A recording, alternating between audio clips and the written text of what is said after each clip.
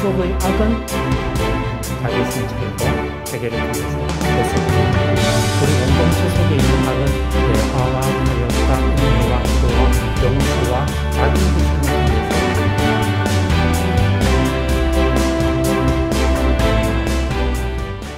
안녕하세요. 반갑습니다. 반갑습니다. 오케이, 제목이 악의 문제와 기독교 신앙입니다. 이 악의 문제를 한번 다뤄보려는 거예요. 굉장히 중요하지만 또 까다로운 주제죠. 그래서 큰 틀에서 도대체 악이 뭐냐, 악은 어떤 식으로 우리 현실에 나타나느냐, 그리고 악에 대해서 기독교 신앙은 무엇을 말하고 있는가, 이런 데 집중을 좀 해보겠습니다. 우리 세상 삶 속에는 분명히 악이 있죠. 우리 개개인 속에 악이 있습니다. 두 사람 이상 사람들이 모이면은 그 공동체 속에 악이 있습니다. 세상 안에 물론 악이 있죠. 실제로 또 우리가 살아왔던 지난 20세기, 21세기를 보면은 이 세계 안에 악이라고 하는 것이 굉장히 강력하게 나타난 시대였다, 그렇게 말할 수 있습니다. 우리가 살아온 20세기를 여러 가지로 이야기할 수 있지만은 몇 가지 특징이 있죠. 첫 번째로 엄청나게 전쟁을 많이 한 그런 세계였습니다. 1차 세계대전이 있었고 2차 세계대전이 있었고 이건 뭐 그야말로 굉장히 많은 나라들이 서로 연관해서 싸웠죠. 국지전도 있었죠. 월남전이 있었고 우리나라 6.25 전쟁이 있었고 그래도 굉장히 많은 전쟁이 있었습니다. 전쟁에서 주로 남자들이 군인으로 나가서 죽지만 남자만 죽는 거 아니죠.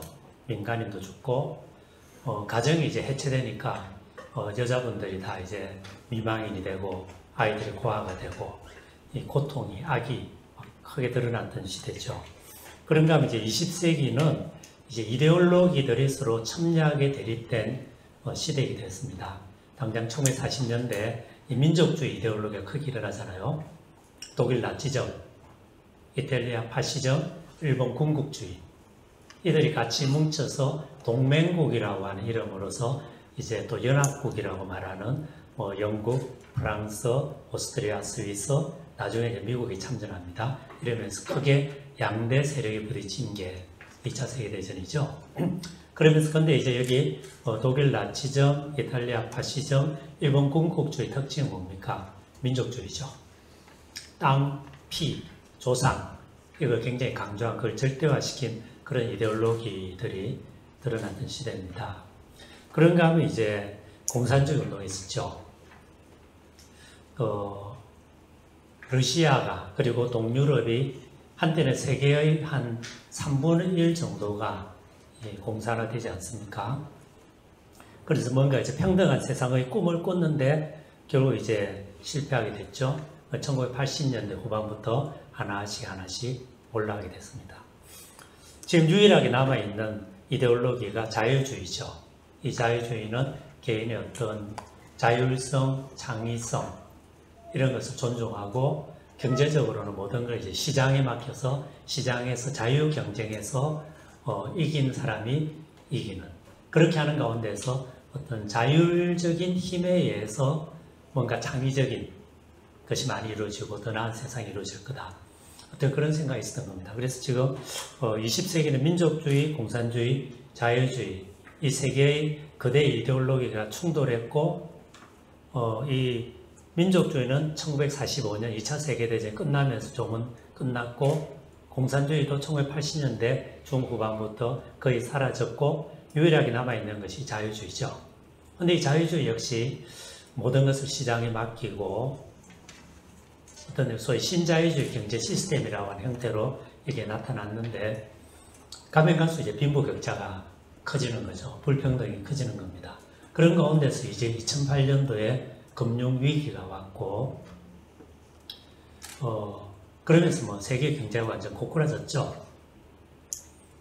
그런 가운데서 근데 이제 억지로 이제 어떻게 해서 겨우 이제 다시 살아났습니다만은 놀라운 사실은 이 실제로 금융위기를 일으키고 전 세계 가난한 사람들이 재산을 다 날려먹었던 이 사건이 국가가 이제 돈을 풀어가지고 이제 구제금융의 이름으로 후원을 한 다음에 보니까 결국 그 사건을 일으켰던 사람들은 건재할 뿐 아니라 오히려 재산이 늘었어요.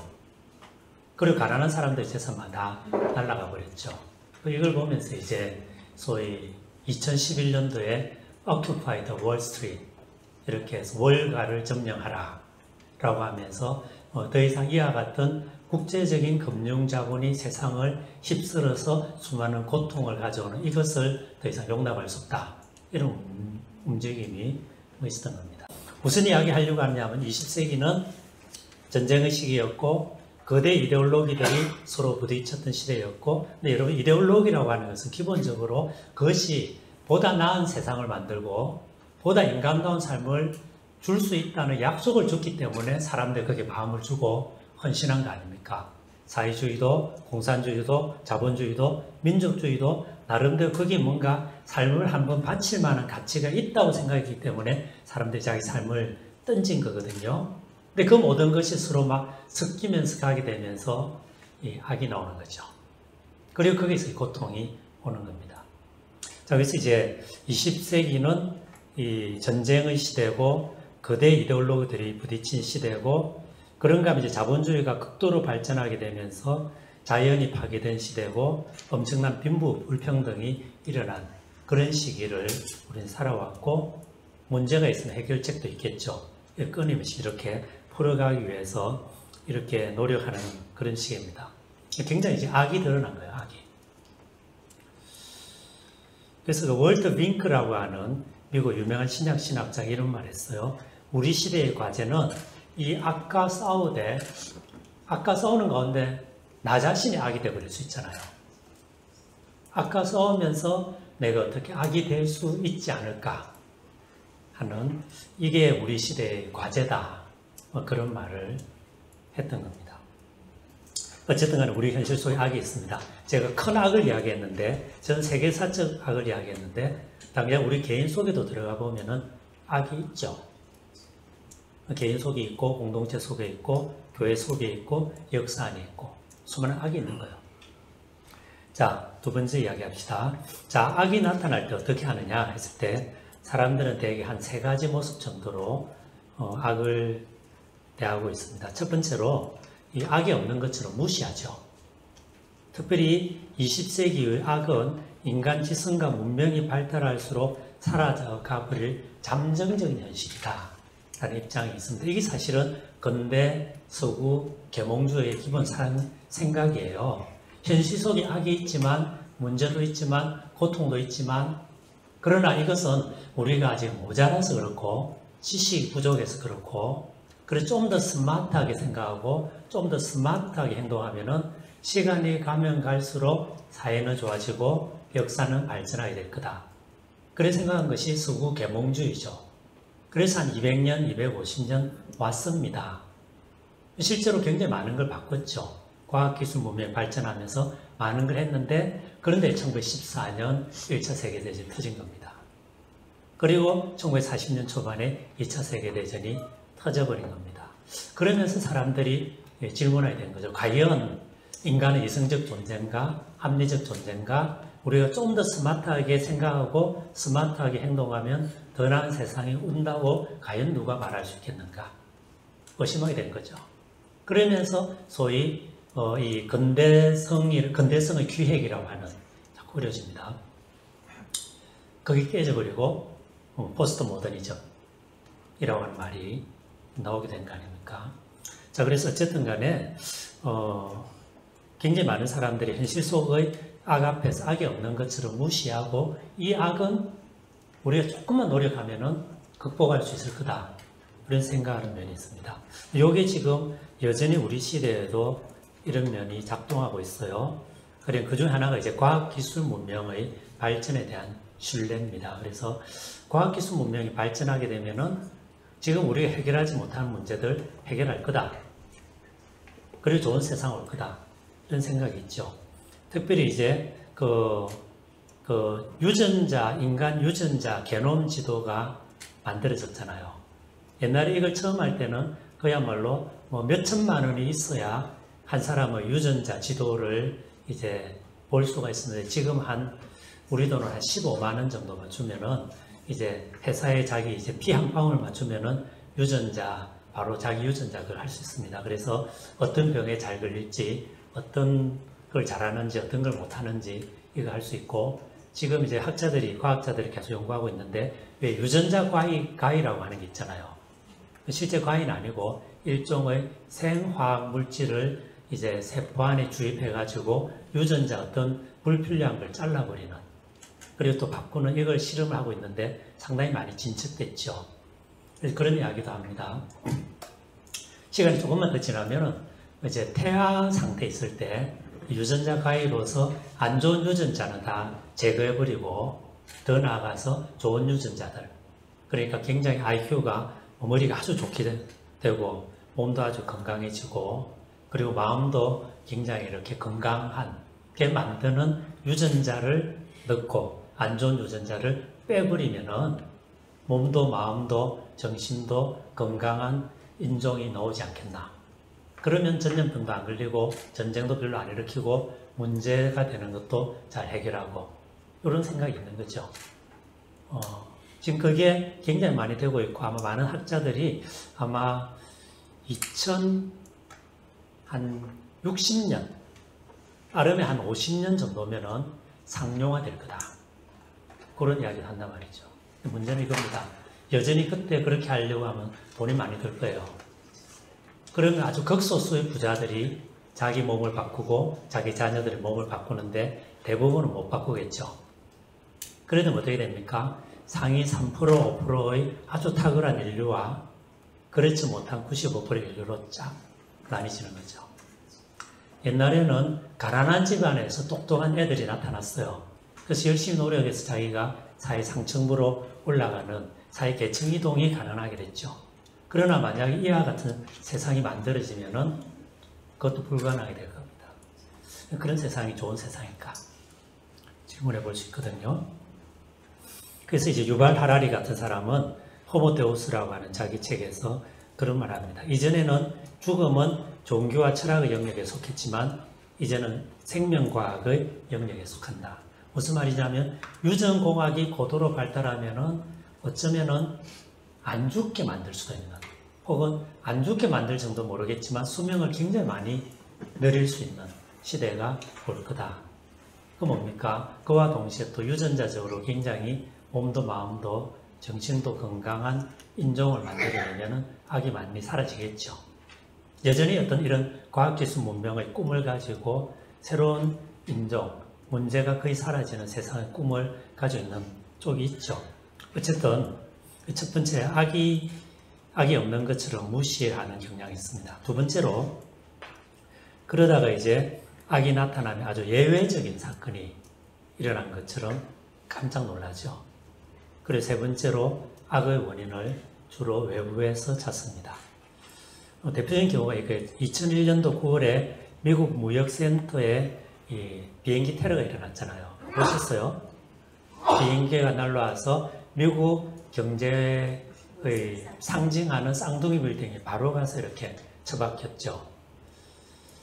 2001년 9월 11일입니다. 문제는 이제 이 9.11이 왜 일어났느냐 하는 문제입니다. 당시 미국 대통령이 부시였는데, 이 부시와 많은 미국 사람들이 이 9.11 테러가 일어났을 때 이것을 악과의 전쟁이다, 이런 말을 했습니다.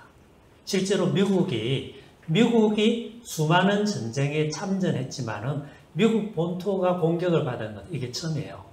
그 전에 물론 2차 세계대전 때 일본 그 비행기가 가미가제라는 이름으로 그 진주만, 하와이 펄하브 진주만을 공격을 했지만 그거는 상당히 미국 본토에서 떨어져 있었어요. 근데 이거는 그리고 미국의 중심부인 뉴욕에서 가장 상징적인 건물의 하나인 여기에 비행기가 왔을 때 미국이 엄청나게 충격을 받은 겁니다. 이게 이상하죠? 미국은 전 세계 모든 곳에서 전쟁을 일으키면서 자기 땅에서 이런 일이 일어나는 걸 용납을 못 하는 거예요. 자, 거기까지 하고. 그래가지고 결국 이제 도대체 왜 이렇게 됐나? 여기에 대해서 해석을 하면서 결국 이것은 선한 미국을 공격하는 악한 이슬람 세력, 이런 식으로 이제 구도를 만들었습니다. 선한 미국, 이 선한 미국을 공격하는 악한 세력인 이슬람, 이런 식으로 구도를 만들고 그때부터 막 이렇게 이야기를 했죠. 뭡니까?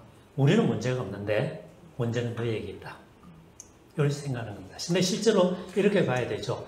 도대체 우리 미국 진짜 제대로 상식적인 생각하는 사람들 같으면은 우리 미국이 그동안 어떻게 했길래 이와 같은 무서운 미움을 가지고 공격을 해왔을까? 우리는 그동안에 어떻게 했던 것일까라고 그동안 미국이 해왔던 것을 반성을 하고 그걸 고치려고 했으면은 상당히 문제는 더 좋아졌을 겁니다. 그러나 그런 생각 안 한 거죠.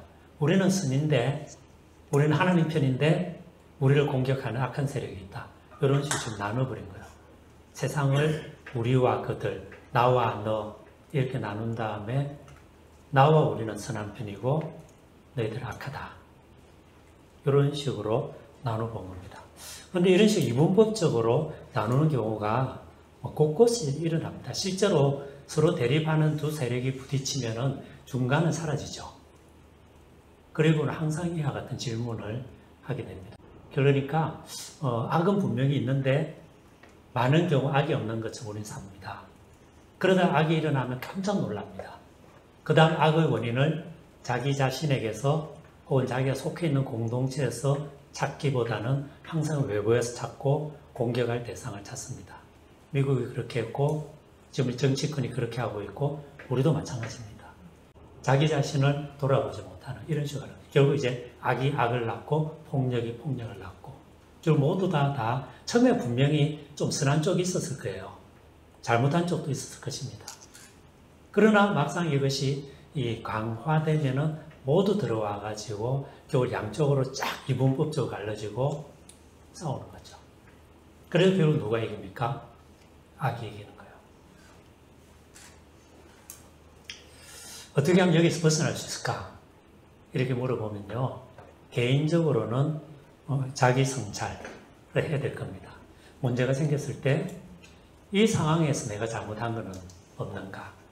자기를 성찰하고 그리고 자기를 돌이키죠. 이게 기독교 용어로 보면 뭡니까? 회개죠. 그리고 관계 속에서는 어떻게 됩니까? 만나야죠. 다른 사람과 만나고 대화하고 상대방 입장을 들어보고 거기에서 이제 악을 극복하는 방법은 용서하고 화해하는 거죠. 개인적으로는 돌아보고 회개하고 같이 관계 속에서는 용서하고 화해하고 그렇게 되면 이제 이 악으로부터 우리가 풀려날 수 있는데 실제 우리 이거 안 하죠. 안 하죠. 문제가 생기면 이제 진영 논리로 서로 싸웁니다. 특별히 누구가 그렇다라고 말할 수 없어요. 우리 모두가 그렇습니다. 이게 어쩌면 성경이 말하는 죄인된 우리 인간의 모습이죠. 오케이. 여러분 현대 철학에서 이런 점에서 타자 이야기가 중요합니다. 현대 철학은 그걸 반성하는 거죠. 그동안에 서구가 결국은 타자를 용납하지 못했던 거 아니냐. 다른 자, 나와 다른 사람을 용납하지 못하고 그 결과가 1차 세계대전이고 2차 세계대전이고 엄청난 빈부격차고 환경 파괴고 이런 거 아니냐. 그런 고민이 있었던 것입니다. 그 타자를 현대 철학은 굉장히 많이 사유하죠. 비트겐슈타인이라고 하는 철학자는 이 타자를 나와 삶의 문법이 다른 사람들 이런 말로 정을 했습니다. 그래서 타자, 다른 사람은 나와 다른 사람이에요. 글자 그대로. 그래서 나에게는 상식인 게 다른 사람에게 상식이 아닐 수 있습니다. 나에게는 편한데 그 사람에게는 결코 편하지 않을 수 있습니다. 여러분 남자 여자가 같아요? 다르잖아요.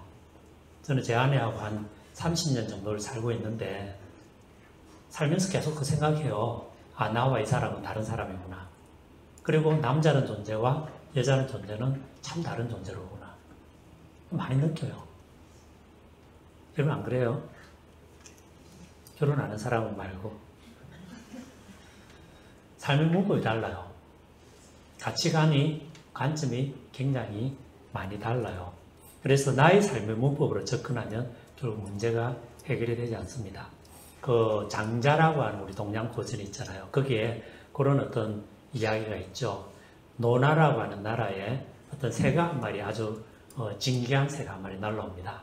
노나라 임금이 그 새를 보고 아주 기뻐하면서 자기 이제 종묘에 드리고 아름다운 음악을 들려주고 소와 돼지를 잡아서 맛있는 음식을 준비해서 대접을 하고 지성으로 대접합니다.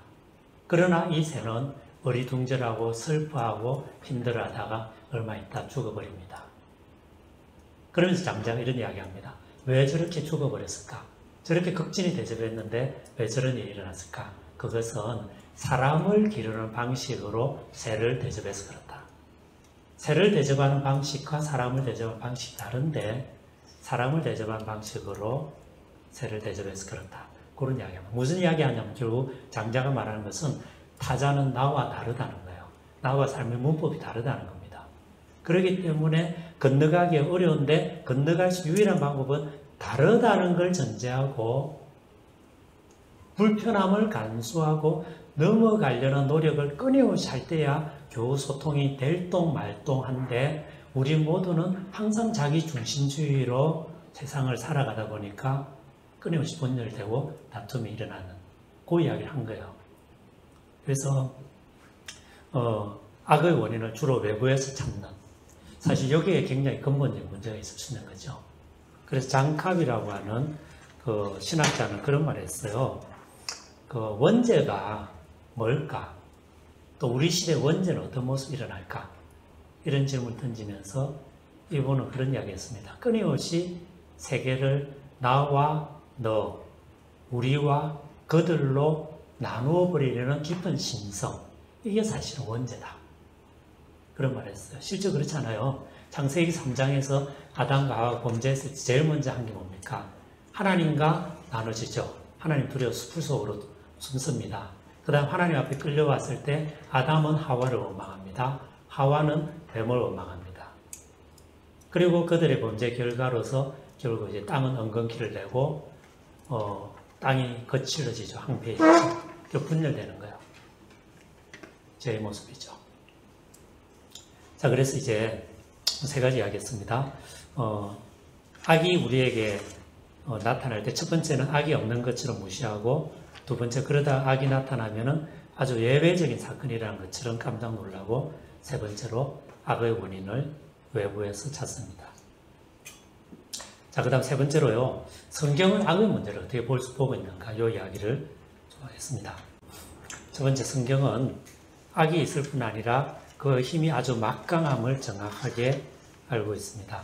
성경은 하나님을 대적하는 악한 영혼이 큰 물 혹은 큰 바다, 이런 말로 묘사를 합니다. 창조 때 하나님께서는 궁창 위의 물과 궁창 아래 물로 나누죠. 이건 뭡니까? 혼란되어 있던 세계를, 이 혼란의 힘, 이게 악의 힘이죠. 그래서 하나님께서 질서를 잡아두는 겁니다. 궁창이 뭐냐 하면은 고대인은 그렇게 생각했어요. 이제 이 하늘 주위에 아주 얇은 투명한 막이 있고 그 막을 하나님께서 치셨고 이게 궁창이에요. 그 위에 이제 물이 있다고 생각했습니다. 그 비가 오는 건 뭐냐면 궁창이 열리고 물이 떨어지는 거예요. 그 무슨 이야기냐면은 결국 이 큰 물 혹은 큰 바다가 악인데 하나님의 창조는 이 악을 제어하고 이것을 정리하는 사건처럼 묘사가 되고 있는 거죠. 그 다음 출애굽을 보면은 모세와 이스라엘 백성이 큰 물, 홍해 앞에서 어쩔 줄 모릅니다. 그런데 하나님께서 이 물을 갈라서 그들을 구원하시죠. 출애굽기 보면은 물들이 여호와를 보고 두려워 물러갔도다. 그런 이야기를 합니다. 그런가 하면 다니엘서 7장에 보면은 해변에 사는 사람들 위협하는 거대한 악, 성도들과 싸움을 벌이는 괴물들이 바다로부터 와요. 4개의 괴물이 나오는데 첫 번째가 이제 사자의 모습을 했는데 독수리 날개를 달고 있는 짐승입니다. 두 번째가 큰 곰의 형상을 가진 짐승인데 입에 갈빗대를 물고 있어요. 탐욕을 상징하겠죠. 그 다음에 표범의 모양의 짐승인데 날개를 갖고 있고 머리가 넷입니다. 그리고 마지막 이제 짐승이 뿔이 10개가 달린 야수예요. 이들이 하나씩, 둘씩, 셋, 넷 이렇게 옵니다. 이게 뭐냐 했을 때 많은 이제 주경학자들은 결국은 이스라엘을 중심으로 해서 그 고대 근동 지역을 다스려온 야수적인 힘을 가진 제국들을 그렇게 뜻했다 그런 이야기하죠. 그래서 구체적으로 아시리아, 바빌론, 페르시아, 로마 이런 식의 이야기를 많이 합니다. 근데 어쨌든 중요한 건 뭡니까? 이와 같은 야수적인 힘을 가진 세력들이 큰 물, 바다로 도는 거예요. 큰 물 혹은 바다는 뭡니까? 성경에서 악 혹은 악의 어떤 원형 이렇게 그려지는 거예요. 자, 신약에 와서도 예수님이 갈릴리 바다의 폭풍우를 잔잔하게 하십니다. 근데 가만 보면 재밌는 게 갈릴리 바다에서 폭풍우가 일어났는데 예수님이 이 바다를 향해서 꾸짖으시며 이렇게 돼 있어요. 근데 꾸짖는다라고 하는 단어가 베드로가 예수는 그리스도시요 살아계신 하나님의 아들입니다라는 신앙 고백한 다음에 예수님 이제 나는 십자가에서 죽을 거다 그 이야기 하시니까 그렇게 하지 마십시오라고 베드로가 이제 예수님을 강하게 이렇게 하지 말라죠. 그때 예수님이 이 베드로를 꾸짖으시며 라는 말이 나옵니다. 이 같은 단어예요. 그때 꾸짖으시며 한 단어예요. 사탄아 내 뒤로 물러가라 이렇게 꾸짖는 단어에 예수님이 갈릴리 바다를 향하여 꾸짖으시며 그 단어를 썼어요. 무슨 뜻입니까? 여러분 자연현상이 일어났어요. 여러분 갈릴리에서 큰 폭풍이 치는 것은 자연현상이죠. 자연현상을 보고 꾸짖는다는 게 이상하지 않습니까? 그렇죠?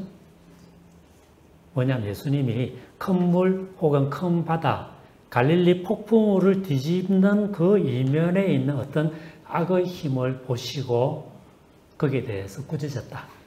그렇게 이야기할 수 있는 거예요. 그리고 이런 점에서 결국은 구약부터 신약까지 쭉 내려오는 성경이 악을 깊이 예민하게 보고 있고 그리고 그 악을 큰 물, 큰 바다로 묘사하는 그 흐름 속에서 예수님은 갈릴리 바다를 꾸짖으시는 겁니다. 그리고 마지막에 이제 우리가 요한계시록을 가보면 21장에 새하늘과 새 땅 이야기 나와요. 모든 눈물을 그 눈에서 씻기시고 다시는 슬픔도 없고 애통도 없고 슬퍼하는 것도 없고 하늘에서 예루살렘이 새 예루살렘이 마치 신부가 신랑을 위해서 아름답게 단장한 것처럼 내려오는 하늘과 땅이 만나고 이 땅의 모든 악이 사라지고 하나님 영광만 나타나고 마침내 하나님이 만유에 계시는 마지막 위대한 샬롬, 평화의 순간이 오죠. 그 순간을 요한계시록 21장이 그리는데 근데 거기에 그런 말 합니다. 이 새하늘과 새 땅에는 다시는 바다가 있지 않더라. 무슨 말이겠습니까? 바다가 큰 물이 악을 표상하는 거예요. 그래서 하나님의 영광이 온전히 나타나고 하나님 승리가 이루어졌을 때는 바다는 없는 거예요. 그런 겁니다. 자, 그래서 성경은 이 악이 있고 이 악을 곧잘 큰 물 혹은 큰 바다 이렇게 묘사를 합니다. 이외에도 성경은 악을 하나님의 백성을 억압한 악한 국가, 가난한 사람을 억누르는 악한 통치자와 권력층, 또 하나님의 언약을 저버리고 우상 숭배에 빠진 이스라엘 백성들 등을 통해서 표현되고 있는 것으로 말하고 있습니다. 자, 다음 두 번째로요. 하나님은 악이 있음을 분명히 알고 있고 그것을 큰 물, 큰 바다로 표현할 뿐 아니라 악에 대해서 적극적으로 응답하십니다. 창세기 11장까지 노아 홍수와 바벨탑 사건이 나온 다음에 12장에 누가 나옵니까? 아브라함이 나오죠. 이제 아브라함으로부터 하나님은 새로운 구원의 역사를 시작하십니다. 혼란의 역사가 가면 갈수록 커져요. 창세기 3장에서 아담과 하와의 범죄가 일어납니다. 4장에서 가인의 아벨을 죽이는 형제살인이 일어납니다. 그리고 악은 점점 관영합니다. 그리고 마침내 바벨탑 사건 속에서 하나님을 이제 떠나버린 사람들이 거대한 탑을 쌓고 자기 이름을 내자 하는 인간 교만의 모습이 나타납니다. 그러니까 11장까지죠. 그 다음 12장이 들어오면서 이제 하나님이 아브라함을 부르시면서 이 악 속에 이 혼란 속에 하나님의 언약을 다시 시작하시는 거죠. 그래서 하나님 아브라함 안에서 이스라엘 백성을 언약의 백성으로 부르시고 그리고 이들을 통해서 세상 모두가 하나님 나라가 되고 축복의 세상이 되기를 원하십니다. 그리고 이런 비전이 예언자들의 메시지 속에 곳곳에서 나오죠. 마침내 여호와의 성산에 여호와께서 온전히 왕이 되시면은 거기에는 해함도 없고 슬픔도 없고 눈물도 없고 고통도 없을 것이다. 그런 이야기하면서 가령 이사야 11장 6절에서 8절은 이렇게 이야기합니다. 이리와 어린 양이 함께 눕고 어린아이가 사자굴에 손을 넣어도 물지 않고 칼을 쳐서 보습을 만들고 가시와 엉겅퀴와 찔레 대신 수풀과 과실나무가 날 것이다. 그런 말하는 겁니다. 특별히 가장 위대한 예언서인 이사야서를 통해서 하나님은 여호와의 종이 오면 이 종을 통해서 악이 극복된다. 그런 말하죠. 이 여호와의 종은 두 가지를 합니다. 첫 번째, 그는 하나님 앞에서 이스라엘을 대표하고 대리합니다. 두 번째로 사랑이 기인한 고난을 통해서 이스라엘 전체를 구속합니다. 이게 이사야 53장이죠. 그리고 이 이사야 53장에서 이 어린 양의 고통을 통해서 마침내 제가 용서받고 하나님의 의가 쓴 다음에 이사야 54장에 가면은 이제 하나님이 새로운 언약을 주십니다. 하나님은 이제 이스라엘을 결코 버리지 않을 것이다. 약속이 주어지고 그리고 55장에 가면은 새로운 창조가 나타나요. 하나님이 만들어내는 새로운 세상의 비전이 주어집니다. 그래서 하나님은 이 여호와의 종을 통해서 이 땅에 정의를 세우는데 이때의 정의는 징벌적 정의가 아니라 회복적이고 치유적 정의입니다. 징벌적 정의는 뭡니까? 어떤 사람이 잘못했어요. 그런 그 잘못에 합당한 만큼의 벌을 주는 그게 징벌적 정의죠. 오늘 우리는 이 징벌적 정의의 세상 안에서 주로 살죠. 회복적 정의는 뭡니까? 죄를 지었어요. 잘못했어요. 그걸 지적합니다. 책임지게 합니다. 그러나 책임질 뿐 아니라 그 사람이 그 죄에서 벗어나도록 그리고 그 죄로 인해서 생긴 그 사람과 주변에 있는 사람들의 고통까지도 회복될 수 있는 방법으로 정의가 이루어질 때 그게 회복적 정의죠. 그래서 하나님이 정의를 말하실 때의 정의는 징벌적 정의가 아니라 회복적 정의입니다. 성경에 그 하나님의 의라고 하는 단어가 많이 나와요. 구약에서 뭐 체덱이라든지 처다카 이런 말 쓰고 신약에 오면 디카요수네, 투떼우, 하나님의 의 이런 표현이 많이 나옵니다. 근데 하나님의 의가 뭐냐? 하나님의 공의가 뭐냐? 이렇게 물었을 때 가만 보면 거의 대부분의 경우가 이런 뜻입니다. 그 언약의 관계 안에서 이 의를 이해했어요. 무슨 말이냐면은 하나님이 이스라엘 백성과 언약을 맺으십니다.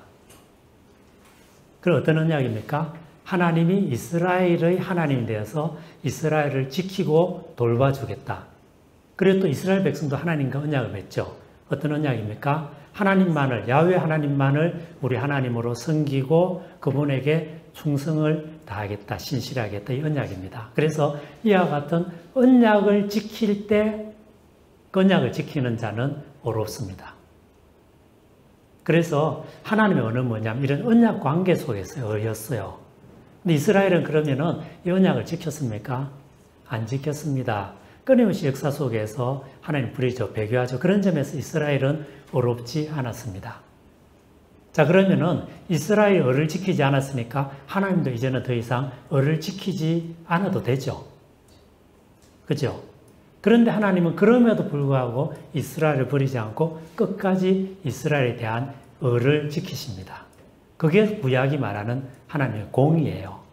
그렇다면은 이와 같은 언약에 대한 하나님의 신실성, 이스라엘은 하나님의 언약을 버렸지만 하나님은 이스라엘을 버리지 않고 끝까지 이스라엘의 하나님으로 이스라엘을 돌보겠다는 결단, 그리고 그것을 끊임없이 해나가는, 마침내 그것의 완성으로 누가 오십니까? 예수님 오시잖아요. 그렇다면은 이제 그 하나님의 공의는 공의지만 동시에 은혜고 사랑이고 자비입니다. 그렇죠? 무슨 이야기인지 아시겠어요? 그런 점에서 사실 구약에서 신약도 마찬가지입니다만은 하나님의 공의는 바로 하나님의 은혜입니다. 그래서 시편에 그러죠. 하나님의 의와 자비가 만났다. 의와 자비가 서로 입을 맞추었다. 그런 표현들이 나오는 거죠. 이게 회복적 정의입니다.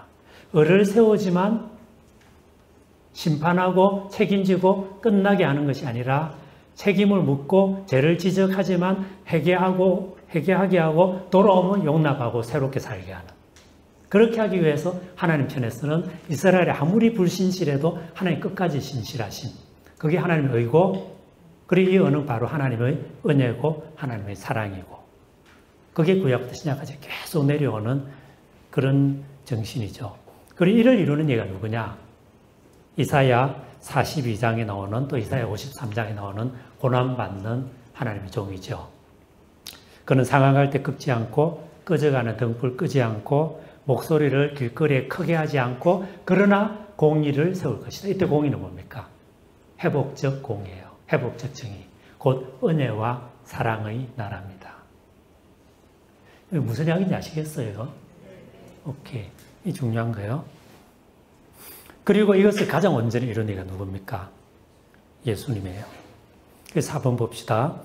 무엇보다 결정적인 것은 예수 그리스도의 십자가 죽음이었어요. 그래서 전통적으로 교회는 예수님 십자가 죽음을 속죄를 이루는 사건으로 이해했지만 맞아요. 예수님 십자가 죽음은 속죄적 죽음입니다. 그러나 이것만은 아니에요. 다른 영역이 있습니다. 그건 뭡니까? 악을 노출하고 또 악을 극복한 사건으로 이해를 해야 되는 거죠. 예수님의 십자가 죽음을 전통적 우리 교회는 이 속죄론적으로 해석을 해왔죠. 예수님 십자가 죽음은 우리 죄를 하나님 앞에 대신하는, 죄를 용서하게 하는, 죄를 씻는 죽음이다. 그렇게 이해를 해왔습니다. 맞아요. 근데 이것만이냐? 아닙니다. 십자가는 굉장히 복합적인 그런 상징입니다. 굉장히 많은 것이 들어있습니다. 그 중에 하나가 이 악의 문제, 악을 노출하고 해결하는 겁니다. 봅시다. 여러분, 첫 번째 십자가에서 이 악이 노출되고 폭로됩니다. 하나님의 아들, 가장 선하고 거룩하고 온전하신 사랑이신 분이 이 땅에 오셨어요. 그런데 그 예수를 누가 죽입니까? 당시 종교 지도자들인 사두개인들이 죽입니다. 바리새인들이 죽입니다. 로마인들이 죽입니다. 그런데 무엇의 이름으로 죽입니까? 자기들 생각한 가장 선한 것의 이름으로 죽입니다. 바리새인들 율법에 대한 열심. 율법에 대한 열심이 나쁜 게 아니잖아요. 사두개인들의 성전 제사에 대한 강조. 그리고 로마인들이 만들어냈던 탁월한 정치 시스템이라든지 법률이라든지 여러 가지 사회 시스템. 그것들은 다 나름대로 좋은 것들입니다.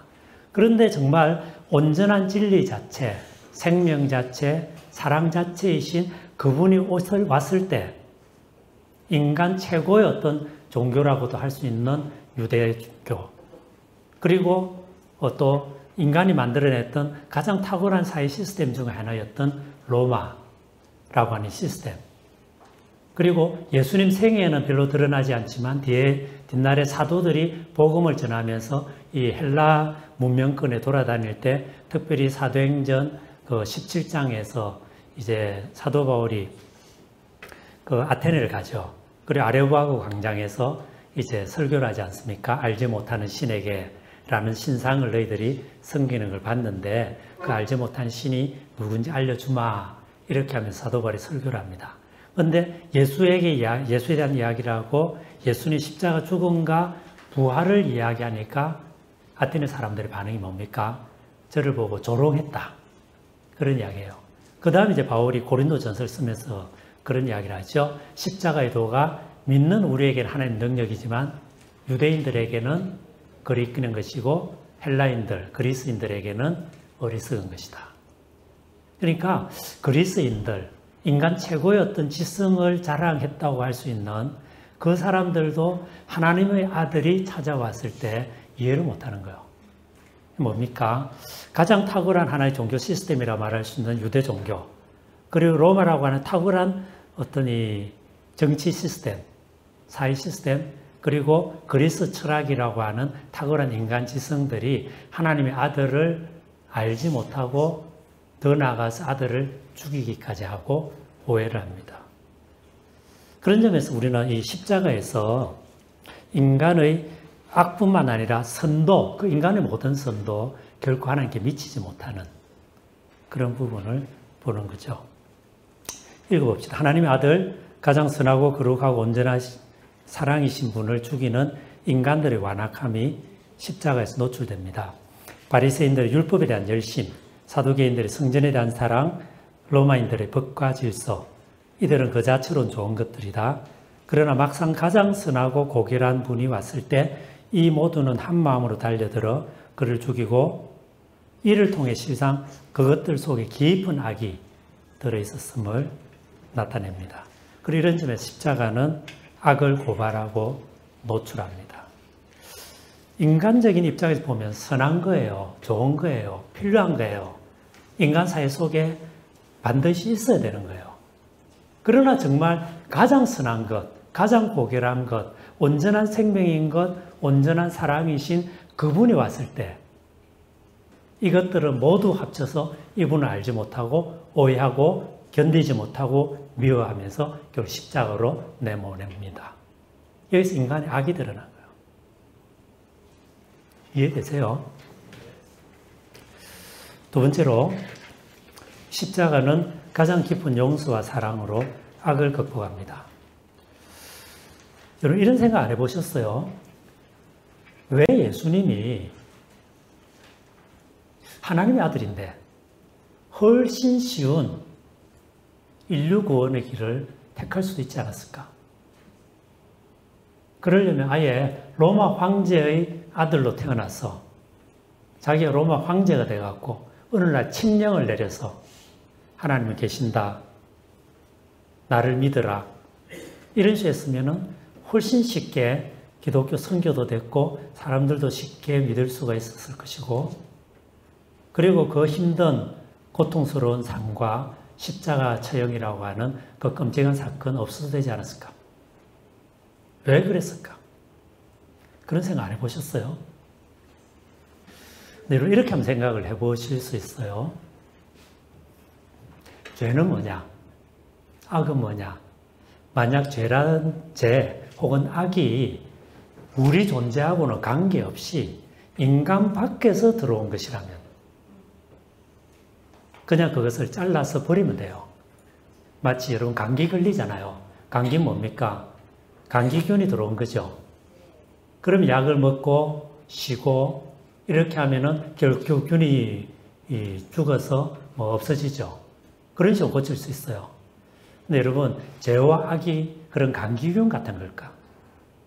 오히려 그게 아니라 죄 혹은 악이라고 하는 것은 우리 존재 가장 깊은 곳에 이미 내 안에 일부러 존재하고 있는 것 아닌가. 그런 생각해 볼 수 있습니다. 그런 비유를 한번 들어볼 수 있어요. 죄와 악은 마치 암과 같다. 암. 암은 뭡니까? 가장 끔찍하고 두려운 질병이잖아요. 지금도 누가 암이다 이렇게 하면은 아이고 굉장히 두렵잖아요. 암이 뭡니까? 암이 정상세포가 변형된 거거든요. 정상세포였어요. 근데 이게 어떻게 하다가 보니 바뀌어버린 거예요. 그게 암이죠. 그럼 이제 암을 치료하는 방법이 크게 두 가지가 있을 수 있습니다. 공격적인 치료법이 있고, 뭐 좀 수동적인 그런 어떤 방어적 치료가 있겠죠. 공격적인 치료는 뭐냐면 암 자체를 없애버리는 겁니다. 수술을 해서 암덩어리를 잘라내고, 그 다음 방사선에서 그걸 태워버리고, 항암 치료를 해가지고 그걸 녹이는 거죠. 근데 문제는 뭐냐면요. 암이 걸린 사람은 왜 암이 생겼냐면 체질이 암이 걸릴 수 있는 체질로 바뀌어버린 거예요. 그래서 그런 사람은 그 수술을 하고 항암을 하고 방사선을 해도 더 중요한 것은요. 생활 습관이라든지 식습관이라든지 어떤 이런 모든 삶의 방식이 근본적으로 바뀌지 않으면은 체질이 이미 암이 쉽게 걸리는 체질이 됐기 때문에 또 걸리기 쉬워요. 그래서 그것은 존재가 바뀌지 않으면은 암을 극복 못 합니다. 그래서 사실은 물론 이제 수술하고 항암하고 방사선하고 이런 치료법을 해야 되겠지만 그 다음에 중요한 것은 생활 패턴을 바꾸지 않으면 또 생겨요. 죄와 악도 거의 비슷할 겁니다. 우리 존재 깊숙한 곳에 들어왔어요. 그냥 내 존재 일부예요. 그러니까 그것은 밖에서 누군가가 어떤 외적 힘으로서 영향을 줘서 바꿀 수 없어요. 내 내면이 근본적으로 바뀌지 않으면 죄와 악은 극복되지 않습니다. 그럼 나의 내면을 바꿀 수 있는 건 뭡니까? 가장 깊은 속에서 무한한 용서와 사랑의 경험이 나를 찾아올 때만 내 존재는 바뀌어요. 그렇죠? 그렇다면 그것은 하나님이라도 하나님 그 놀라운 전능의 능력으로 내가 존재한다. 내가 원하는 세상은 이런 것이다. 예수 그리스도는 바로 나의 아들이다. 그의 말을 들어라. 이런 식으로 이야기하고 그게 직접 하나님께 사람들에게 말하기가 그러면은 로마 황제의 아들로 태어나서 로마 황제가 되고 전세에 그런 식으로 외부에서 밖에서 해서 되는 게 아니에요. 그 뭡니까? 가장 인격적으로 찾아오고 가장 그 깊은 곳에서 가장 깊은 용서, 가장 깊은 사랑, 그리고 그 사랑을 표현한 가장 큰 희생으로서 나타나서 그것이 나의 삶으로 찾아올 때만 나의 내면은 바뀌게 되죠. 그런 점에서 하나님 아들은 인간이 됩니다. 외롭고 오해받는 3년 반의 공생애를 지내십니다. 그리고 겟세마네 언덕에서 고통스러운 가장 처절한 기도의 시간을 보내십니다. 그래서 십자가 가시고 죽으십니다. 그리고 부활하심으로써 예수가 가르쳤던 그 모든 가르침과 예수의 삶 전체가 이것이 옳고 하나님이 원하시는 것이고 이렇게 살아야 된다는 것을 보여주십니다. 그래서 성령 안에서 이 사건을 우리 각 사람이 만나게 하셔요. 그래서 우리 내면을 바꾸는 거예요. 내면이 바뀌는 겁니다. 그리고 내면이 바뀌지 않으면 아무것도 안 되는 거예요. 그런 점에서 하나님은 다른 방법이 없었을 것이다. 내려오고 그것도 가장 많이 내려오고 그리고 가장 큰 사랑을 보여야 되고 그리고 가장 큰 사랑을 한 존재가 다른 존재에 보일 수 있는 방법은 딴 게 아니죠. 위에서 죽는 거예요. 그러니까 십자가에 달려 돌아가시는 것입니다. 그래서 그 밑에 글을 한번 읽어봐요. 악은 어떻게 극복되는가? 도덕적 능력으로, 법적 강제로, 힘으로. 아니다. 잠시 눌려져 있을 뿐이죠. 악의 근본적 극복은 십자가에 나타난 용서와 사랑에 있습니다. 한 존재를 근본적으로 바꾸는 힘은 어디 있는가?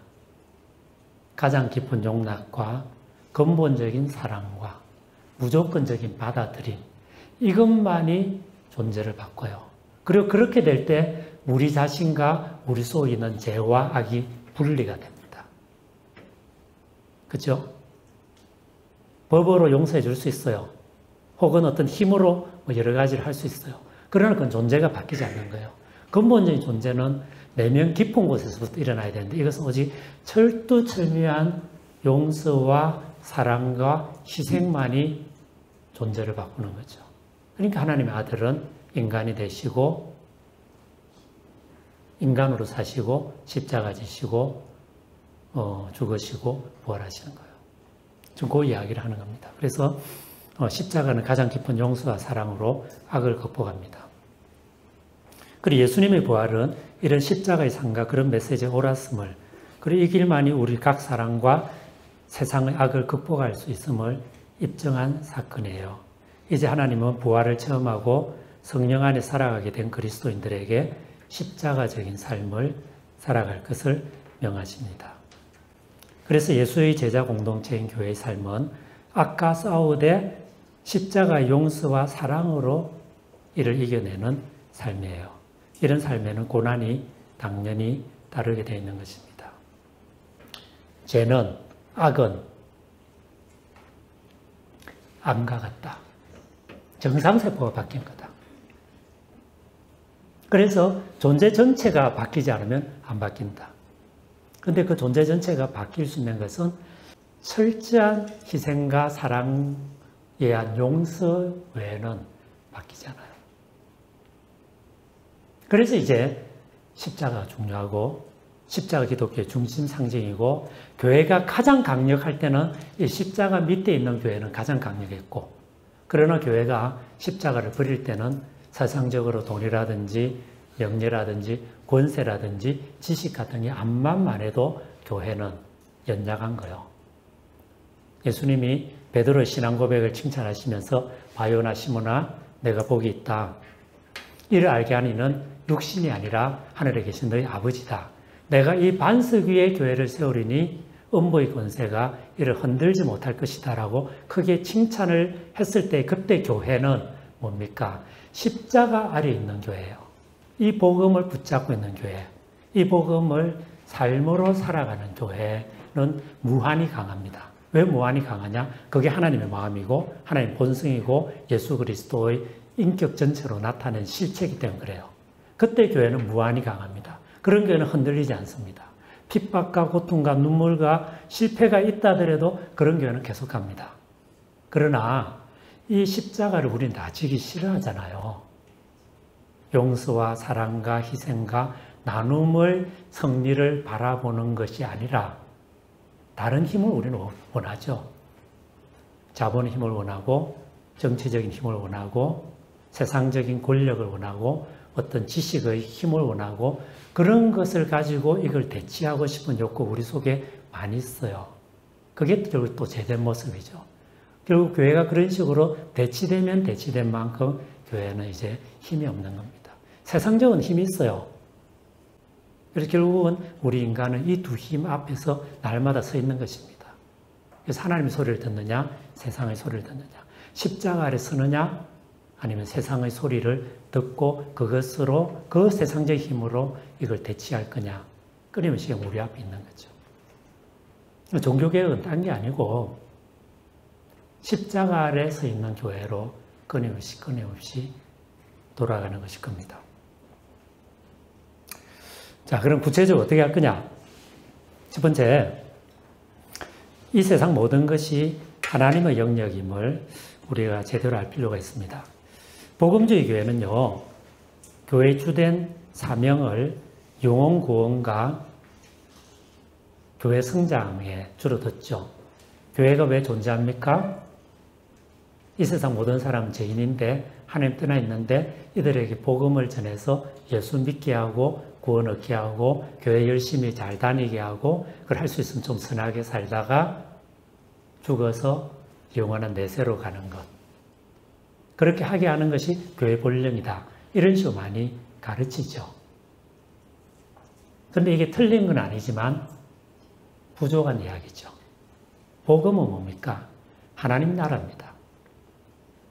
하나님 나라는 하나님의 왕적 통치, 하나님 다스리심이죠. 하나님이 다스리신다 라고 하는 것이 구약부터 신약까지 일관되게 내려오는 가장 강력한 사상입니다. 가장 강력한 사상의 하나가 아니라 가장 강력한 사상입니다. 그리고 이 하나님 나라를 이루기 위해서 예수님이 오셨잖아요. 예수님의 공생의 선포의 첫 메시지가 뭡니까? 회개하라, 하나님 나라가 가까웠다. 혹은 천국이 가깝다. 그래서 결국 구약부터 신약까지 내려오는 것은 하나님의 왕적 통치입니다. 이스라엘 백성이 가장 간절히 기다렸던 것이 이제 하나님이 다시 오셔서 이 땅에 하나님의 다스림을 이루어 주옵소서. 이것이 이스라엘의 역사 전체의 희망이었고 예언자들이 그걸 기대했고 그리고 마침내 예수 안에서 예수 제자들이 하나님 나라가 임한 걸 봤던 거예요. 그래서 하나님 나라가 핵심입니다. 근데 하나님 나라 속에서는 물론 우리 개인의 변화가 있죠. 내가 예수 믿고 하나님 나라 백성이 되고 구원을 체험하고 그 다음 뭡니까? 교회 생활할 뿐 아니라 교회는 뭡니까? 이 땅에 하나님 나라를 일구기 위해서 하나님 나라를 일구기 위해서 부름받은 공동체죠. 교회는 교제 자체를 위해서 존재하는 게 아니에요. 교회는 하나님 나라를 일구기 위한 하나님의 거룩한 계획입니다. 그래서 교회는 소중해요. 그러나 교회는 그 자체로 소중하지 않아요. 교회는 하나님 나라를 위해서 소중한 거예요. 자, 그래서 하나님 나라는 결국 하나님의 왕적 통치고 이 하나님의 왕적 통치는 그저 우리 개인 내면의 변화와 교회 안에서 하나님 이름 높여지는 것이 아니라 정치, 경제, 사회, 문화, 삶의 전 영역에서의 하나님의 왕적 통치입니다. 그래서 세상 모든 것이 하나님의 영역이고 또 하나님 영역이 되어야 돼요.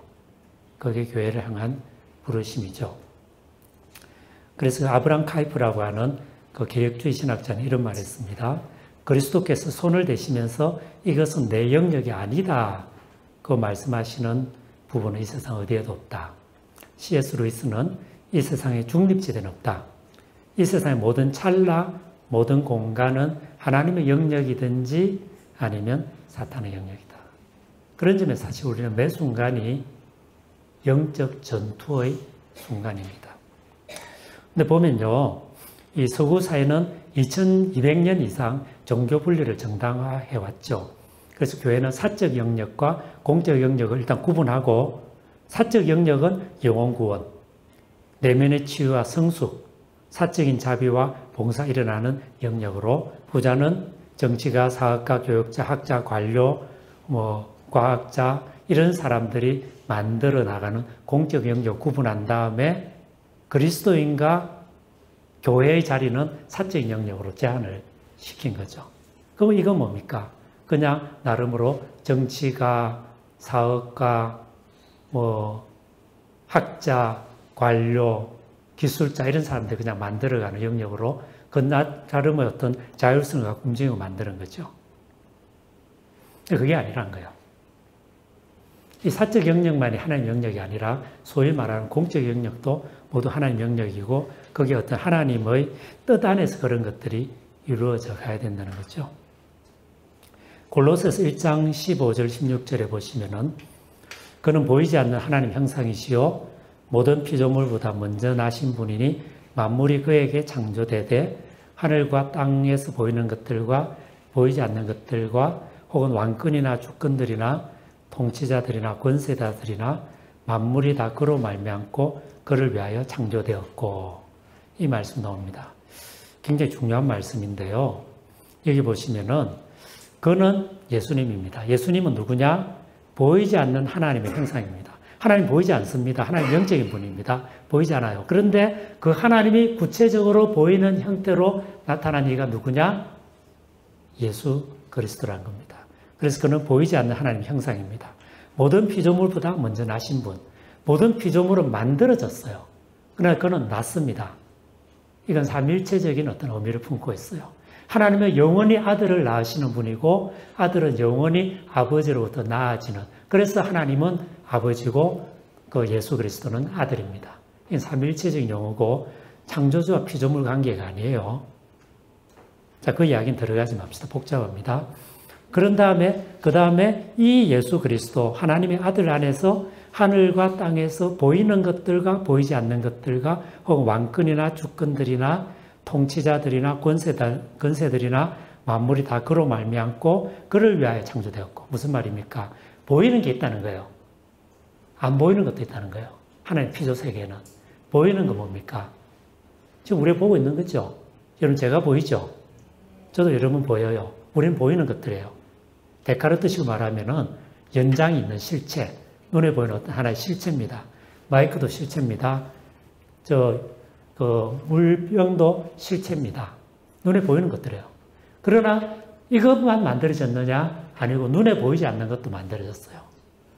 그게 뭡니까? 성경은 그걸 정사, 권세 이런 말로 표현했습니다. 그게 뭘까? 라고 했을 때 어떤 눈에 보이지는 않지만 분명히 있는 것, 그러면서 영향을 미치는 것, 그게 아마 성경이 말하는 정사, 권세 이런 식으로 이야기할 수 있는 그런 것들일 거예요. 근데 그런 게 어떻게 됐다는 겁니까? 예수 그리스도 안에서 예수 그리스도를 위하여 만들어졌다는 겁니다. 이 말이 무슨 말이냐면은 결국은 우리가 이 땅을 살아가면서 소중히 여기는 어떤 가치들, 그 가치가 뭐든지, 가령 나라에 대한 사랑을 우리는 애국심이라 그러고, 애국심은 좋은 겁니까? 나쁜 겁니까? 좋은 거죠, 나름. 그죠? 자기 민족을 사랑하는. 근데 이것이 좋기도 하고 나쁘게 질 수도 있습니다. 어떤 경우 나빠집니까? 자기 자신을 절대화해가지고 다른 모든 것을 배척할 뿐 아니라 다른 것을 폭력적으로 지배하려 할 때 이 민족주의라고 하는 것은 굉장히 악해집니다. 그 아주 좋은 예가 뭡니까? 일본 군국주의잖아요. 나치즘이지 않습니까? 파시즘, 이탈리아 파시즘 같은 것입니다. 자기 민족을 사랑하는 것은 좋은 것입니다. 하나님께서 이 세상에 수많은 민족들을 만드시고 자기 민족을 사랑하고 민족을 위해서 선한 노력을 하고 하는 것은 좋다고 이야기를 하십니다.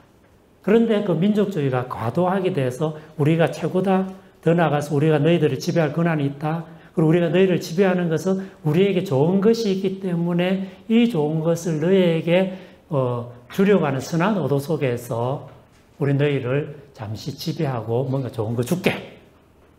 이렇게 했을 때 뭡니까? 그게 18, 19세기 백인들이 아시아, 아프리카 식민지 개척해갖고 백인 문화를 퍼뜨리고 그것도 기독교 이름으로 퍼뜨리면서 실제로는 폭력적 행위를 한 거 아니에요. 근데 그 이면 속에는 자기 어떤 민족에 대한 사랑도 있었고 어떤 백인에 대한 긍지 같은 것도 있었을 것이고 기독교 신앙의 이름으로 사명의식도 느꼈을 텐데 근데 그것이 자기 자리를 지켰을 때는 필요한 것이고 선한 것이었는데 그것이 절대화됐을 때는 악이 일어나잖아요. 그런 것입니다. 그게 정사와 권세일 수 있어요. 자본주의가 하나의 정사와 권세의 표현일 수 있습니다. 공산주의도 그럴 수 있습니다. 다른 어떤 경제 시스템 마찬가지입니다. 민주주의도 하나의 시스템입니다. 관료주의도 시스템입니다. 왕정도 시스템입니다. 그 일종의 정사와 권세일 수 있어요. 눈에 보이지 않습니다. 그러나 분명히 있습니다. 하나님 만드신 어떤 질서, 구조가 있는 거예요. 어떤 경제 시스템을 택하느냐는 선택할 수 있을지 모르지만 아무런 경제 시스템 없이 사회는 돌아갈 수 없습니다. 어떤 정치 시스템도 택할 수 있지만 정치 시스템 아무것도 없이 살아갈 수는 없습니다. 그렇죠? 거기에 눈에 보이지는 않지만 분명히 실체하는 성경이 정사, 권세라고 하는 그런 거예요. 그런데 하나님 나라는 뭡니까? 예수의 주 되심 안에 이와 같은 것들의 자리를 제대로 두면은 이건 선한 것입니다. 그리고 민족에 대한 사랑, 선한 것입니다. 어떤 경제 시스템을 가지고 하나님 이름을 더 높이며 생명을 살리며 복음이 전파되며 하나님 나라를 일구어내는 어떤 정치 시스템, 경제 시스템은 굉장히 귀한 것입니다. 근데 그런 것이 아니라 그런 것이 스스로의 절대성을 가지고 마치 우리 개개인이 하나님의 피조물이고 하나님의 아들, 딸로서의 자리를 가지고 자기 자리를 만족하며 감사하며 할 때는 그건 아름다운 자리고 신앙의 자리고 하나님 인정하는 자리고 축복의 자리지만 사람도 얼마든지 자기 자리 이탈하고 스스로를 절대화시킬 수 있잖아요. 그런 것처럼 하나님 만들어낸 어떤 질서 이것도 스스로를 절대화할 수 있는 거거든요. 그래도 뭡니까? 악하게 됩니다. 절대화됩니다. 고통을 가져옵니다. 거기에 대해서 하나님 나라는 예수의 주대심, 하나님의 주대심을 선포하면서 아니요. 이렇게 이야기를 하는 거예요. 자, 그런 점에서 결국은 그 이야기를 하는 겁니다. 우리의 씨름은, 바울이 그러잖아요. 우리의 씨름은 혈과 육에 대한 것이 아니요. 공중의 권세와 정사와 이 세상 어둠의 주관자들과 악한 영들에게 대함이니. 우리의 씨름은 여기서 바울은 결국 바울이 복음을 전했습니다. 각처가면서 교회를 세웠습니다. 예수의 주되심을 선포했습니다. 예수 그리스도 십자가 죽음과 부활을 전했습니다. 그러면서 바울이 끊임 생각은 뭡니까? 자기가 지금 싸우고 있다는 거예요. 뭘 싸우고 있느냐? 정사와 권세와 싸우고 있다는 겁니다. 하나님이 만드셨으나 그래서 하나님 정해주신 그 자리를 지키고 있으면 선하지만 이것이 인간이 죄를 범함으로써 자리에서 이탈하여 악하게 되고 스스로를 절대화시켜서 하나님 나라에 도전하고 마침 예수를 십자가에 죽게 하고 그러면서 지금도 계속해서 악하게 세상을 이끌어가고 있는 그게 그 바울 당시 로마 황제 시스템일 수도 있겠고 여러 종교의 형태로 나타날 수도 있고 하나의 경제 시스템일 수도 있고 전쟁으로 모든 문제를 해결하려고 하는 궁극주의적인 사고일 수도 있지만 그 모든 것들에 대해서 예수의 주되심을 선언하면서 바꾸겠다는 거예요. 그게 자기를 부른 하나님의 부르심으로 바울은 본 겁니다. 그걸 위해서 부름받은 게 누구냐? 그리스도인이고 교회라는 거예요. 그렇다면 교회 자리 뭡니까? 예수 믿고 구원 받으십시오. 교회 생활합시다. 하나님 예배합시다라고 하는 것은 너무 중요하고 본질적인 것이지만 그것만 아니고 그걸 하는 이유는 뭡니까? 그렇게 해서 이 세상의 정사와 건세와 이 어둠의 주관자들과 악한 영들에게 대항하는 것이다. 그 이야기하는 거예요. 그리고 이런 점에서 여러분, 사탄이 천사가 타락해서 사탄이 됐다라고 하는 말이 굉장히 의미심장합니다. 사탄은 뭐냐? 우리가 악의 상징이잖아요. 절대화된 악이잖아요. 하나님 대적하는 가장 강력한 힘이지 않습니까? 그런데 이 사탄에 대해서 많은 이야기를 하죠. 너 새벽의 아들 계명성이요. 내가 지극히 높아졌는데 어떻게 이렇게 떨어졌느냐. 그러면 이야기하는데 그걸 바빌론을 가리키기도 하고 조금 이렇게 보면은 어떤 이 사탄하고 연결시킬 수 있는데 근데 중요한 건 뭐냐면은 가장 강한 악의 힘이지만 원래는 뭐라는 겁니까? 하나님이 천사라는 겁니다. 하나님이 정해준 자리, 피조물이고 그 자리를 잘 지키면 아름다운 하나님 세계에 꼭 필요한 근데 이게 변질되고 절대화돼 버린 게 사탄이라는 거예요. 이런 질문이 나오죠. 그럼 이 사탄은 어디서 왔나? 인간이 이전에 있었다. 인간이 이전에 있었던 어떤 영적 실체였다. 이렇게 이야기할 수도 있겠고 아니면은 이건 하나의 상징이고 우리 인간들이 죄를 범하고 자기 중심주의로 살아가면서 구조화된 거대한 악을 만들고 이 구조화된 거대한 악에 대해서 하나의 이름을 붙인 것이 사탄이다. 이래 말을 할 수도 있는데 성경은 두 가지 가능성을 다 말해요. 그래서 이거는 뭐라 말할 수 없는 어떤 신비의 영역일 수 있습니다. 그것까지는 들어가지 않고 어쨌든 지금 말하는 거는 지금 말이 좀 중언부언되는데 요점은 뭐냐면은 이 세상 모든 것이 하나님 영역이라는 겁니다. 자, 두 번째로 악을 식별을 해야겠죠. 우리 안의 악, 세상 안의 악을 식별할 필요가 있습니다. 이것이 성경이 말하는 영분별일 수 있어요. 우리 시대의 악은 어떻게 나타나고 있는가? 우리 시대에 하나님의 거역하는 악의 힘은 어떤 형태로 드러나는가? 어떤 경제 형태로 나타나는가? 어떤 정치 시스템으로 나타나는가? 어떤 기품으로 나타나는가? 어떤 사상으로 나타나는가? 이거 보는 거예요. 그리고 예수 그리스도의 주 되심안에 그것을 복송시키는 이게 뭡니까? 신학의 굉장히 중요한 과제예요. 그리고 그걸 위해서 부름받은 공동체가 교회입니다. 그래서 여러분 신학을 공부한다, 기독교적인 인문학을 공부한다는 건 굉장히 놀라운 것입니다. 그 안에 굉장히 많은 것이 들어있는 거죠. 넘어갑시다.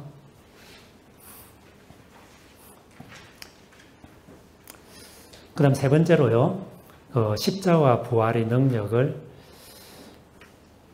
믿어야겠죠. 결국은 이기는 것이 하나님이시다.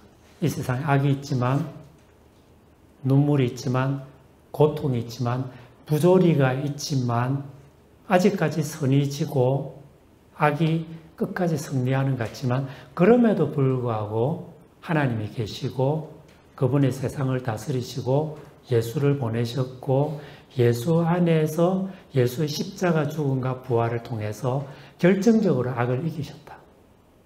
그래서 오늘 하나님께서는 기도하는 그리스도인들을 통해서 순종하는 그리스도인들을 통해서 부족하고 연약하고 실패도 자주 하지만 그럼에도 불구하고 다시 한번 하나님의 말씀을 붙잡고 걸어가 보고자 하는 교회 공동체를 통해서 이 땅에 하나님의 선을 이루시고 있다라고 하는 것을 믿는 게 너무 중요한 거죠. 누구든지 나를 따라오려거든 자기 십자가를 지고 나를 쫓아오너라. 그 말씀 중요합니다. 하나님의 절대 주권에 대한 신앙이 있느냐라고 하는 거죠. 네 번째로 일상에서 그렇게 살아가겠죠. 어떤 분이 이런 말을 했어요. 창조주 하나님은 이 어둠의 세력들로부터 항상 우리를 구하시지는 않을 것이다. 그러나 그분은 이 어둠의 세력들 안에서 우리를 구원하시고 어둠 안에서 우리와 함께 하시고 성령의 능력 안에서 힘을 줄 것이다. 언제나 악이 있어요. 언제나 부조리가 있어요. 언제나 문제가 있어요. 교회 안에도 있어요. 예수 믿는다고 하는데 목사인데 장로인데 신학교인데 신학교수인데 세상에 이럴 수가 있나? 있다고요. 현실은 모호한 겁니다. 모호한 거예요. 그런데 중요한 건 뭡니까? 그럼에도 불구하고 그 속에서 끊임없이 모든 것을 새롭게 변화시켜 나가시는 선하신 하나님의 손길을 볼 눈이 있느냐? 그리고 기도로서 그 손을 붙잡을 수 있느냐? 그리고 내 몸을 조금이라도 그쪽으로 옮겨서 자그마한 순종이라도 할 수 있느냐? 결국 결정적 중요한 건 이것일 것입니다. 그때 이제 바뀌는 거죠. 그래서 하나님은 우리를 이 세상 밖으로 빼내기 위해서 우리를 권하신 게 아니에요. 이 세상 안에서 빛과 소금으로 살라고. 그래서 항상 그리스도인의 삶, 구원의 삶은 세상 안에서 이루어지는 거죠. 이 디트리 본 헤프라고 하는 그 저명한 신학자가 세상 속의 그리스도인 혹은 세상적 기독교 이런 말을 썼던 게 이야기입니다. 그런 심지어 그런 말도 했어요. 기독교는 종교가 아니다.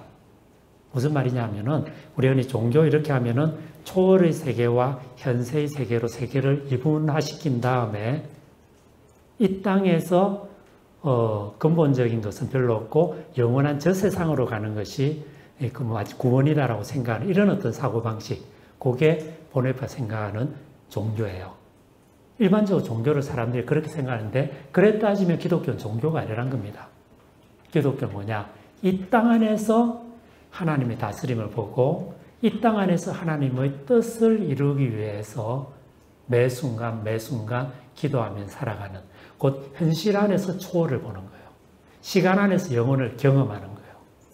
우리의 친숙하고 일상적인 삶 속에 끊임없이 낯설게 다가오시는 하나님을 만나는 거예요. 그런 의미에서 세상적 기독교 그런 표현을 썼습니다. 그게 결국 이제 우리 과제 일상에서 매 순간 그렇게 살아갈 수 있느냐는 것입니다. 다섯 번째, 드디어 끝나갑니다. 언제나 반성할 것. 우리는 결국 완전할 수 없죠. 그래서 자기 확신에 빠질 때 언제나 위험해집니다. 그래서 그 월터 빙크라고 하는 미국의 신약 신학자가 그런 말을 했어요. 사탄이 누구냐? 사탄은 지나친 정의가 사탄이다. 그런 말을 했어요. 현실 속에 우리가 끊임없이 선을 찾고 어려움을 찾고 좀 더 옳은 걸 선택해 나갈 책임이 하나님 앞에 있지만 그러나 어느 순간 내가 선이다. 이래 말하는 순간 사탄이 작동한대요. 실제로 보면은 사탄이란 말 자체가 프로세큐터, 고소자잖아요. 고소자. 욥기에 나오는 사탄은 누굽니까? 하나님 앞에서 가서 끊임없이 욥을 고발하는 자잖아요. 그래서 과도한 선, 자기만이 옳다고 한 생각, 그 순간에 사탄이 작동을 하는 거예요. 우리는 결코 100% 선할 수 없습니다. 끊임없이 자기 반성을 해야 돼요. 이게 어떻게 보면은 소위 진보의 문제일 수도 있어요. 진보의 위험이 있죠. 그런 말 있지 않습니까? 보수는 부패로 망하고 진보는 분열로 망한다. 그런 말 들어보셨어요? 보수는 부패로 망하고 중요한 말 아니에요. 안 써도 돼요. 보수는 부패로 망하고 진보는 분열로 망한다. 왜 진보가 분열로 망할까? 끊임없이 선명성, 올바름을 이야기하다 보니까 계속해서 이 올바름이 서로 충돌하면서 갈라지는 거예요. 역사의 마지막 순간까지 밀과 가라지는 함께 갑니다. 그래서 끊임없이 자기 성찰을 해야 돼요. 내가 100% 오를 수 없습니다. 하나님의 뜻을 따라간다고 생각한 순간도 틀릴 수 있어요. 그리고 나는 틀리고 저쪽이 맞을 수 있어요. 그런 점에서 끊임없는 자기 성찰과 회개, 그리고 다른 사람과의 대화, 상호 이해, 용납, 그러면서 점진적으로 하나씩 바꾸어 가는 거죠. 그럼 민주주의가 다른 정치 시스템보다 그나마 좀 낫다면 뭐냐? 결국은 이 대화하고 타협을 통해서 더 나아질 수 있다는 그 희망을 포기하지 않는 것이 민주주의죠. 어떻게 보면 민주주의는 굉장히 어리석은 시스템이에요. 대부분의 대중들이 그렇게 잘 모릅니다. 특별히 우리 사회처럼 고도로 복잡하게 된 사회, 끊임없이 정보가 쏟아지는 사회 속에서 뭐가 옳은지 뭐가 틀렸는지 우리 잘 모릅니다. 그러다 보니 잘못된 판단을 하고 민주주의는 끊임없이 중우정치, 어리석은 민중들이 그냥 확 쏠리는 이런 식이 될 위험이 있어요. 그럼에도 불구하고 민주주의가 다른 시스템보다 그나마 나올 수 있다는 것은 적어도 나는 옳다고 생각하지만은 틀릴 수도 있다.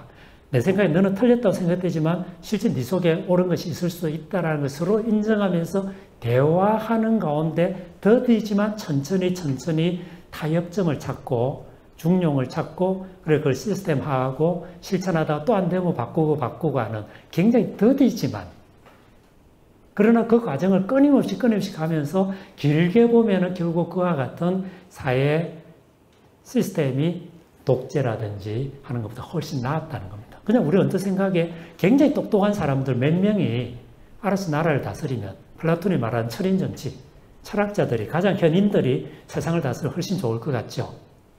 근데 나중에 그 사람들 모든 권한이 독점됐는데 그 사람이 이상해지면 어떻게 해요? 그런 이야기를 하는 겁니다. 별로 중요한 이야기는 아닌데 나와버렸네. 자, 그래서 언제나 자기를 반성을 할 필요가 있겠죠. 그러나 무행동은 안 됩니다. 디트리 보네프가 유명한 말이 있어요.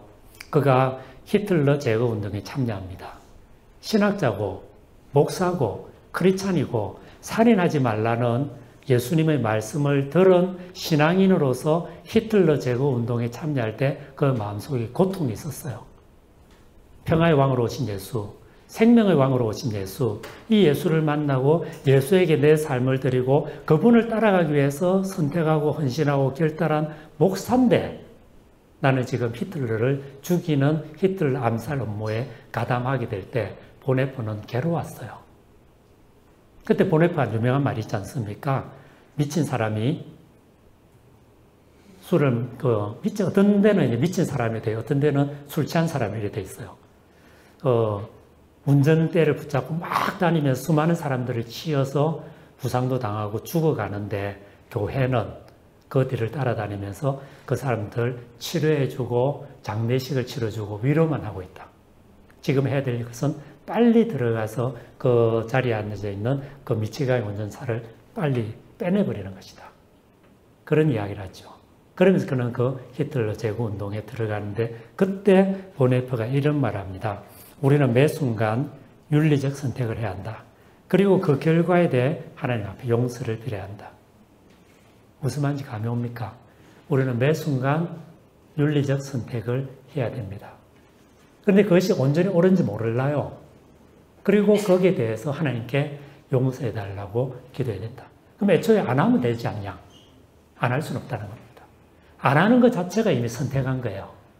여러분 이미 사회 속에서 어떤 선택이 일어납니다. 힘이 한쪽으로 쏠려 있습니다. 그래서 내가 가만히 있으면 그 힘 쪽으로 이미 붙어 있는 거예요. 무슨 말인지 알아요? 내가 지리산 산꼭대기에서 내 혼자 조그만 움막을 짓고 혼자 살아도 나는 세상의 일원으로 살고 있고 한국 사회에서 일어나고 있는 정치적인, 경제적인, 사회문화적인 선택과 결단은 한쪽으로 이미 기울어져 있는데 내가 가만히 있으면은 나는 거기에 이미 참여하고 있는 겁니다. 좋은 쪽이든 나쁜 쪽이든. 그러니 그리스도인이 해야 될 건 뭐냐? 그 매 순간에 조금 더 옳은, 조금 더 나은. 근데 기준은 뭐겠어요? 하나님의 왕적 통치, 하나님의 뜻, 예수 그리스도의 주대심이라는 관점에서 이 순간 좀 더 나은 건 뭘까? 이 질문을 해야 되고 이걸 하는 게 영분별연사예요. 근데 그걸 제대로 하기가 너무 어렵죠. 시대를 알아야 되고 성경을 알아야 돼요. 그래서 성경은 두 가지 분별해라 그러잖아요. 하나님 뜻을 알아야 돼요. 두 번째로 시대를 알아야 돼요. 두 가지 다 이야기하지 않습니까? 그리고 그거 한 사람이 누구냐면은 교회인데 특별히 목회자들이에요. 영적 지도자들이에요. 그래서 어떻게 보면요, 우리 시대 그 목회자들에게 가장 필요한 덕목은 이런 분별력일 것입니다. 성경을 읽고 성경이 그려내는 하나님 나라가 뭔지를 알고 그 하나님 나라의 관점에서 현실을 보고 현실 속에 드러나는 성과, 악과, 모호, 성 안에서 그나마 조금은 더 나은 하나님 원하시는 것은 뭘까라고 하는 것을 고민하면서 그걸 설교를 통해서 성경 공부를 통해서 상담할 때, 신방할 때, 회의할 때 끊임없이 교회 안에서 교회가 그 길로 가도록 만들어가는 것. 그게 부르심이에요. 그리고 그 싸움은 뒤로 뭡니까? 공중의 정사와 건세와 이 세상 어둠의 주관자들과 악의 영들에게 대함이라. 우리 씨름은 그거라는 겁니다. 그리고 그 과정에서 우리는 전도합니다. 예배 드립니다. 이웃을 돕습니다. 그리고 물론 기도합니다. 말씀을 묵상합니다. 때로 실패합니다. 때로 넘어집니다. 때로 좌절하기도 합니다. 그러나 다시 한번 일어납니다. 그러면서 가는 거예요. 하나님 나라라고 하는 비전. 예수의 주 대신, 예수께서 주 대신 세상의 꿈. 그 속에서 일어난 수많은 악을 분별하면서 내 속의 악은 자기 성찰과 회개를 통해서 벗어버리고 우리 공동체 속에 있는 악은 대화와 타협과 인내와 기도와 용서와 자기 희생을 통해서 우리 공동체가 악으로부터 벗어날 수 있도록 노력하고 그리고 그 힘들을 계속 모아서 사회 속에 있는 악에 대해서 때로는 고발하고 때로는 야단치고 때로는 항의도 하고 그러다가 고생도 좀 하고 그러면서 이제 걸어가는 그게 우리를 향한 부르심이란 거예요. 이렇게 이야기하고 나면은 현실 속으로 우리는 지금 너무 무력하죠. 일단 분별을 못합니다. 뭐가 악인지 우리 잘 몰라요. 자기 속에는 악도 못 봅니다. 우리가 굉장히 무력합니다. 우리가 일단 하나님 뜻도 잘 모르고 세상도 또 몰라요. 인식의 한계도 있고 더 심각한 것은 우리 존재가 훈련이 안 돼 있습니다. 잘 알지도 못하지만 삶으로 살아갈 연습도 지금 잘 안 돼 있는데 그럼에도 불구하고 해야죠. 과제입니다. 교수에게 대해서 목사에 대해서는 책임이 더 크고 이런 강의를 한 사람은 책임이 더 크고 그냥 듣기만 한 여러분은 저보다는 형편이 낫습니다. 그러나 적어도 우리가 그리스도인들이라면 이 과업에서 벗어날 수는 없는 거죠. 오케이, 여기까지 하십시다. 수고하셨어요.